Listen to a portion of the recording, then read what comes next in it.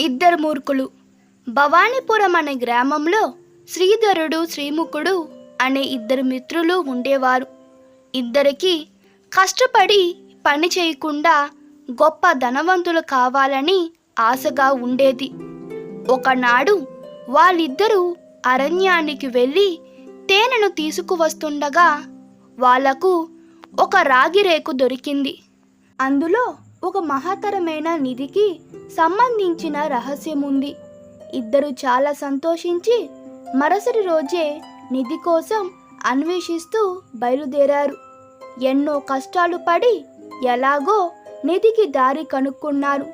రాగి రేకులో సూచించిన ప్రకారం తవ్వి చూడగా ఒక పెట్టెలో కళ్ళు చెదిరిపోయే రత్నాలు, వజ్రాలు, బంగారం ఉన్నాయి.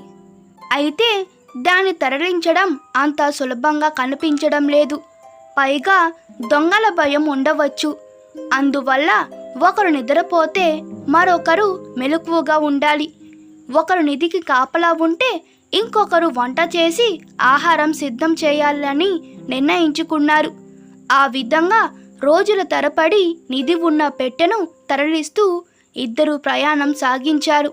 రోజులు గడిచే కొద్దీ వాళ్ళలో ఆత్మీయత తగ్గిపోయి నిధి తమకే సొంతం కావాలన్న ఆశ పెరిగిపోయింది. దాంతో వారు ఒకరినొకరు చంపుకోవాలని పథకాలు వేసుకున్నారు. ఒకరోజు నిధికి కాపలా ఉన్న శ్రీధరుడు కత్తితో శ్రీముఖుణ్ణి పొడి చేయాలని నిర్ణయించుకున్నాడు. వంట చేసిన శ్రీముఖుడు ఆహారంలో విషం కలిపి శ్రీధరుణ్ణి చంపాలనుకున్నాడు. భోజనానికి రమ్మని పిలవడానికి వెళ్ళిన శ్రీముఖుడు శ్రీధరుడు కత్తితో పొడవగా అతను మరణించాడు. గబగబా భోజనం ముగించి నిధితో పారిపోవాలనుకున్న శ్రీధరుడు అన్నం తినగానే విష ప్రభావంతో మరణించాడు. నిధి వ్యర్థమైంది. ఈ కథ మీకు నచ్చినట్లయితే మీ అభిప్రాయాలు కామెంట్లో తెలపండి. Please like, share and subscribe to my channel. Thank you.